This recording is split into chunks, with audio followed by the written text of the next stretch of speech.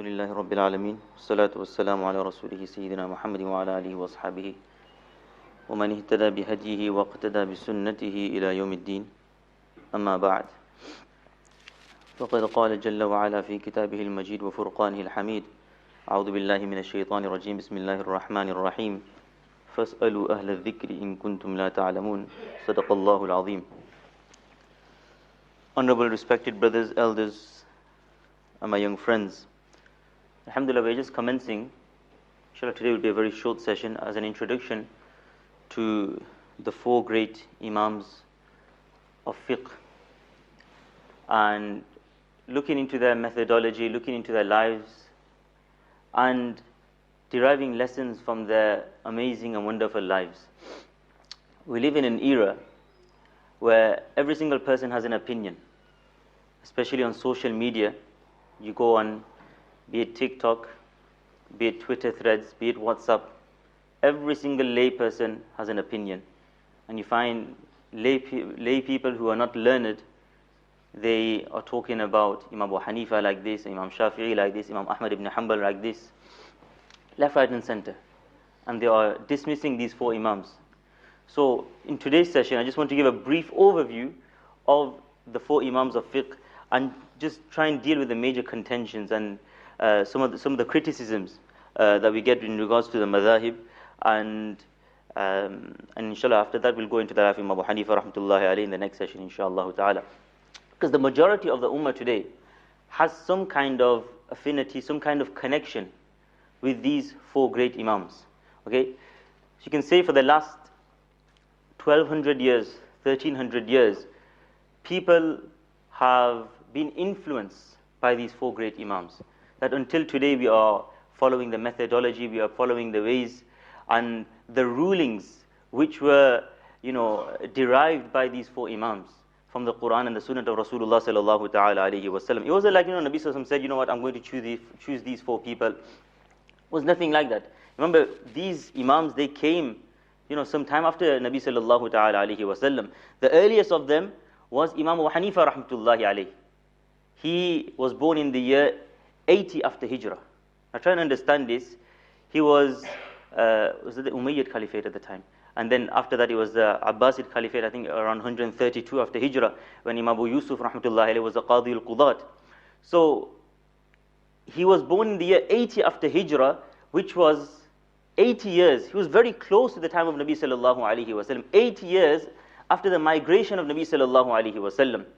70 years after the death of Rasulullah sallallahu alayhi wa sallam. And, it's pretty much agreed upon that Imam Abu Hanifa rahmatullahi alayhi, he was a tabi'i. Okay? So he actually met a sahabi. Ulama say he met numerous sahaba. Okay? But one of the sahaba radiyallahu anhum that Imam Abu Hanifa rahmatullahi alayhi actually met was Sayyiduna Anas ibn Malik radiyallahu ta'ala anhu. Who was Sayyiduna Anas ibn Malik radiyallahu anhu? We've mentioned many times before. He was a PA of Rasulullah sallallahu alaihi wasallam. He was a personal attendant and assistant of Rasulullah sallallahu alaihi wasallam. He was quite privy to the life and to the household of Rasulullah sallallahu alaihi wasallam. In fact, Nabi sallallahu alaihi wasallam, as he was serving him, Nabi sallallahu alaihi wasallam, and his mother requested that, oh Rasulullah, make dua for my son Anas. Nabi sallallahu made dua for him that Allah grant him barakah in his wealth, Allah Ta'ala grant him barakah in his life and in his children. And they say that he lived for so long. I think he was the last Sahabi to pass away in Basra in the year 120 after Hijrah, that he buried many of his own children and grandchildren with his own hands. And he lived till 120. So Imam Abu Hanifa rahmatullahi alayhi actually met Anas ibn Malik radiyallahu ta'ala anhu. Now why are we mentioning having met a Sahabi? Because as you know, Nabi sallallahu alaihi wasallam says in a hadith, خَيْرُكُمْ قَرْنِي ثُمَّ الَّذِينَ يَلُونَهُمْ ثُمَّ الَّذِينَ يَلُونَهُمْ. There's a bit of a hierarchy in terms of the generation. So Nabi sallallahu alaihi wasallam said, the best of you are my generation. So Sahaba are the cream of the crop. They are the best. We cannot come anywhere near the Sahaba. Even the Tabi'un, they cannot come anywhere near the Sahaba radiyallahu anhum ajma'in. And then you've got ثُمَّ الَّذِينَ يَلُونَهُمْ ثُمَّ الَّذِينَ يَلُونَهُم. And then those who are the successors of the Sahaba and those who are the successors of the Tabi'un. So you've got the Tabi'un who come after the Sahaba, who saw the Sahaba radiyallahu anhum in the state of Iman. They are the Tabi'un. Okay, and then you have those that come after them who are known as the atba'ut tabi'un, the tabu'ut tabi'un. So the higher the generation, the superior that individual is. So Imam Hanifa rahmatullahi alayhi, he is from amongst the four Imams, he is the only tabi'i. Okay, and this is quite interesting because Imam Hanifa rahmatullahi alayhi, he was in Kufa.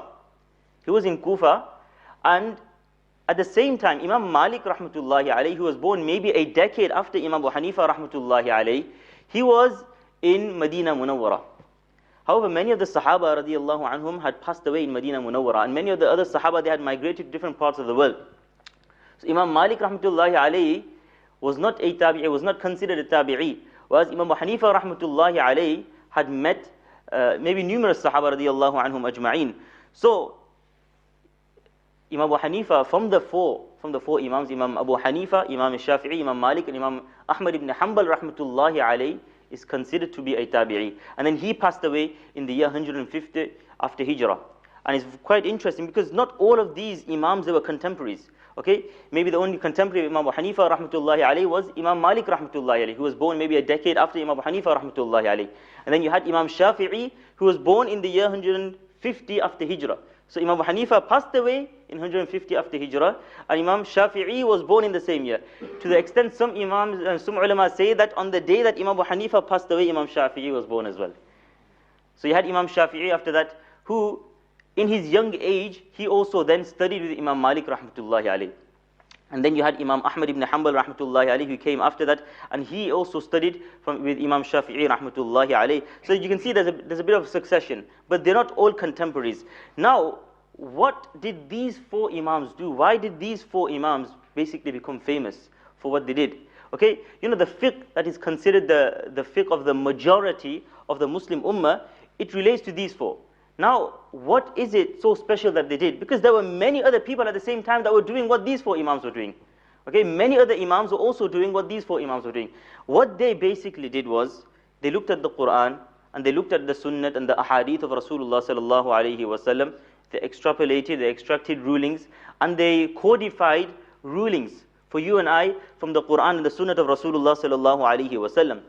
Because obviously, as we know, not everything is so clear-cut in the Quran, and not everything is so clear-cut in the ahadith of Rasulullah sallallahu alayhi wasallam. And you know, we would need answers for them. So what the Imams did was, they made life easier for each and every single one of us. You know, in the time of Nabi sallallahu alayhi wasallam, it's very simple. If Sahaba had a question, they would go directly to Rasulullah sallallahu alayhi wasallam. The only authority in the time of Nabi sallallahu alayhi wasallam was the Quran, as explained by Nabi sallallahu alayhi wasallam. Now, after Nabi sallallahu alayhi wasallam passed away, the Sahaba, they would sit amongst themselves, they would discuss. One Sahabi would say, no, Nabi sallallahu told me this. No, one Sahabi would say, no, Nabi sallallahu told me this. So there were certain differences that arose at the time. For example, one time Nabi sallallahu alayhi wasallam told one Sahabi that it is permissible for you, whilst you are fasting, to kiss your wife. Obviously not the exchange of saliva, but just to kiss your wife. To another Sahabi, Nabi sallallahu alayhi wasallam said, it's not permissible for you to kiss your wife. And it was very simple. One Sahabi was newly married. One thing could lead to another. And the other Sahabi, he was a veteran, so a kiss won't harm. Okay? So this was, you know, the different rulings. Now, you know, a person might look at the hadith of Rasulullah and say, brother, you know, it says, you know, you're not allowed to do this. Okay? So this is what the Imams did. They extracted rulings for us from the Quran and Sunnah. And then, as time moved on, obviously these Sahaba, they had their students. For example, you have Ibn Mas'ud radiyallahu anhu in Kufa, and you had his students. And then, you know, certain students, they become more famous than others. You know, just for example's sake, you know, we had our first Darul Uloom in the UK, Darul Uloom Bury, and we had Hazrat Maulana Yusuf Mutala rahmatullahi. Now, from amongst his students, you know, many people have graduated from there. But from there, you have many students who become more prominent, more famous than others. Okay, you have got Hazrat Maulana Salim Dorat Sahab, Damat Barakatum, you got Mufti Abdul Rahman Mangira, you got Maulana Abdul Rahim Sahab, you got Sheikh Fazli Haq Wadi, Damat Barakatum. All of these, they become more famous than others, although many others have also graduated from the same place. So like this, Imam Abu Hanifa rahmatullahi alayhi, people would approach him, and he became more famous than many of his contemporaries at the time as well. But like I mentioned, there weren't only these four Imams at the time. There were many others who were also doing what these four Imams were doing. For example, you had Imam al-Awza'i rahimahullah ta'ala, who was probably considered the greatest scholar of Syria at the time. So Imam al-Awza'i rahmatullahi alayhi, you had Imam Abu Hanifa rahmatullahi alayhi in Kufa. Then you had Imam Ahmad rahmatullahi alayhi in Basra. You had Imam Shafi'i rahmatullahi, who started off in Gaza. then he went to Makkah Mukarramah, and then he finished his life in his last few years in Egypt, and he's actually buried in Cairo. You had Imam Malik rahmatullahi alayhi in Medina Munawwara. You had the famous historian and Mufassir Imam Abu Ja'far Tabari rahmatullahi alayhi. Now all of these people also had madhahib in that time. When we say madhab, what do we mean? Madhab is literally a school of law, a school of thought, okay? That, you know what, they've basically codified some rulings, okay? So this is literally what madhab is, a body of rulings. Now, they were all doing what Imam Abu Hanifa rahmatullahi alayhi was doing as well. Now, what happens is, as time moved on, you know, if I've got knowledge and I keep it to myself, then as I die, that knowledge will die with me. Now, what you need to do is you either write a book, okay, or you teach that knowledge to others, and that way your knowledge will spread. So as time moved on, now these Imams, some became more prominent than others, and likewise these four schools of thought, Imam Abu Hanifa, Imam Malik, Imam Shafi'i, and Imam Ahmad rahmatullahi alayhi, their madhahib, they spread, okay, either through their students or through books that they wrote. Especially, you know, the success behind the Hanafi maslak, the success behind Imam Abu Hanifa rahmatullahi alayhi were prominent. He had many students. When we say Hanafi madhab, as we'll mention in the coming weeks, it's not only the rulings of Imam Abu Hanifa rahmatullahi alayhi. No, many of his students as well. Many great students, around 40 students of Imam Abu Hanifa rahmatullahi alayhi. But more prominently, two of his famous students, one was Imam Muhammad ibn Hassan Shaybani rahmatullahi alayhi, and Imam Abu Yusuf rahmatullahi alayhi. Imam Muhammad rahmatullahi alayhi, he actually wrote many books. And you know, once you've collected something in book form, it lasts for longer. And number two is that when he studied with Imam Abu Hanifa rahmatullahi alayhi, he was very young. So it gave him much more time to spread the knowledge of his teacher. You know, if he wanted to, because in about 15% of the masail, he actually, differed from his own teacher, Imam Hanifa rahmatullahi alayhi. But, and he could have probably had his own madhab at the time as well. But he had so much love for his teacher, okay, that he spread the madhab of his teacher. This was one. And number two was Imam Abu Yusuf rahmatullahi alayhi. He was made, one of the judges at the time. He would actually sit with one of the Abbasid Khalifs, Khalifa Harun Rashid. He would make him sit next to him. So, you know, wherever, so they had quite an affiliation with the Hanafi madhab, okay, the Abbasids. So, you know, wherever the rule, because their rule was quite far and wide, so wherever their rule was, you know, the Hanafi madhab was also introduced there as well. And likewise, thereafter, the Ottomans, they were also Hanafis as well. That's why if you look at the majority of the Muslim Ummah today, majority, you'd probably say around 50% of the Muslim Ummah today is probably Hanafi. Maybe more. Followed by the Malikis. So you probably got, there's a lot more in North Africa, you have Malikis. Followed by the Shafi'i school of thought. Then followed by the Hanbali school of thought. And even those, you get some Hanbalis who are very, staunch followers of the madhab. And then you get some who, in some rulings they tend to differ. And they generally go for the stronger opinion, and this is in the Hanbali school of thought. So this is how these madhahib, they were actually formed at the time. Now, what makes Imam Hanifa rahmatullahi so great? What was so amazing about him? We've got one statement of Imam Shafi'i rahmatullahi alayhi, which just sums up the great work that Imam Hanifa rahmatullahi did. He says, "An-nasu iyalun ala Abi Hanifa fil fiqh." That in jurisprudence, everyone is dependent on Imam Hanifa rahmatullahi alayhi. Everyone. And it's quite amazing coming from a scholar like Imam Shafi'i rahmatullahi. He was an independent thinker. He clearly had his own thoughts, and he clearly had his own rulings. To the extent, obviously, he studied with Imam Malik rahmatullahi alayhi, but he had his own thoughts as well. So someone like Imam Shafi'i rahmatullahi saying that "An-nasu iyalun ala Abi Hanifata fil fiqh," that everyone is dependent on Imam Hanifa rahmatullahi alayhi. So one of the ways to understand this is the first person who actually did this and who actually codified these rulings, the first person to, it was something unprecedented at the time. Nobody had done it.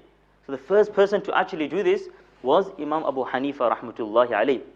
Thereafter, these other great shuyukh and these aimma came, and they started to extrapolate rulings and extract rulings from the Quran and the Sunnah of Rasulullah sallallahu ta'ala alayhi wa sallam. Most of us, we just follow. Whereas to actually go out and do something, to actually start something off is not easy. And this is exactly what Imam Abu Hanifa rahmatullahi, and this sums up Imam Abu Hanifa. النَّاسُ عِيَالٌ عَلَى أَبِي حَنِيفَةَ فِي الْفِقْهِ. Now, very briefly, if we were to study our history of maybe 1400 years, okay, now take out the first 200 years, the first 150 years, and take out the last 100 years.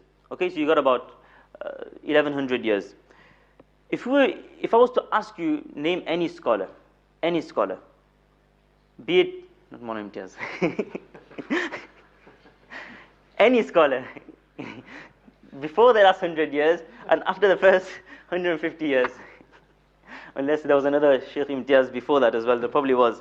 Okay, even the great scholars like Imam Ghazali rahmatullahi alayhi, Imam Qurtubi rahmatullahi, Imam Ibn Kathir rahmatullahi alayhi, Shaykhul Islam Ibn Taymiyyah rahmatullahi alayhi, Ibn Kathir and Ibn Taymiyyah were from Damascus. If you were to look at them and study the scholars that came, then you will find very few, maybe one or two, who actually didn't follow a madhab. Most of these individuals who came, like Imam Ghazali rahmatullahi alayhi, would follow the madhab, or he would follow the Shafi'i school of thought. Likewise, Imam Qurtubi rahmatullahi alayhi, he was a Maliki. Likewise, Ibn Taymiyyah rahmatullahi alayhi, Ghaliban he was a Hanbali. Ibn Taymiyyah rahmatullahi, Ibn Kathir rahmatullahi alayhi, he was a Shafi'i. Despite his own Shaykh, his own teacher Ibn Taymiyyah being a Hanbali. So this has been happening. So you've got the 150 years, Imam Abu Hanifa rahmatullahi then passes away, and you have these madhahib that they proliferated after that. But then in the last 100 years, you've got something new happening, and you've got a new group coming, and what they're saying, what's this madhab business? It's the dismantling of the traditional system that everyone can do what they want. Everyone has a right to do what they want. Okay, brother, what do you want me to do? So you ask him, brother, what do you want me to do? Don't follow the madhabs. You don't know, that's bid'ah, brother. Don't follow the madhabs. Follow the Quran and Sunnah, brother. Okay. So what did the four Imams do? Literally ask him, what did the four Imams do? They literally spend their day and night looking at the Quran and the Sunnah of Rasulullah sallallahu alaihi wasallam, extracting rulings for you and I. And today these same individuals say, brother, read the Quran and Sunnah. Okay. Now let's do something. Tomorrow I'm going to open the Quran and the Sunnah. Okay, I'm going to do something. I'm going to open my translation of the Quran, because obviously these people that say this, they probably don't even know the Arabic language properly. Let's open the Quran, and they're going to take a translation of Bukhari. Again, they probably don't know Arabic properly. So let's open the translation of Bukhari. And they say we don't do taqreed. Our ustads used to say that अगर तकलीद नहीं करते तो इमाम बुखारी के जो तर्जुमा है उसकी तो तकलीद करते हैं. They actually following the translation of Imam Bukhari rahmatullahi alayhi, and the person who has translated it. So they look at the translation of Bukhari and say, for example, I come up with a ruling tomorrow in regards to salah, that what, I've studied the Quran, I've studied the Sunnah of Rasulullah sallallahu alayhi wasallam, and having looked at this, I've understood that I should pray my salah like this. You put it to them that this is how I've understood it from the hadith of Rasulullah sallallahu alayhi wasallam. Even then, they will not accept. You know why they won't accept? Because it's not in accordance to what their imams say. So if you were to actually look at this, they're not calling you to the Quran and Sunnah. Study this purely, look at it. They are not calling you to the Quran and Sunnah. Okay? They are actually calling you to another madhab. Okay? Because you say that, brother, this is what I've understood from the Quran and Sunnah. No. Why? It's not in accordance to what their imam says. It's not in accordance to what Ibn Uthaymeen said, or Albani said, or Salih Fawzan said. Okay? It's not in accordance to what they said. So you know what? We can't follow it. Okay? So they are not actually calling to the Quran and Sunnah, they're actually calling to another madhab.